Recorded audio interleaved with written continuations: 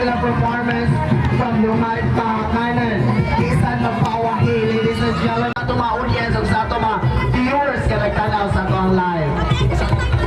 Maayong unta ka natong tanan! Ako si Jubilin Sabino, 22 years old, nagikan sa Mananayaw sa Maribago.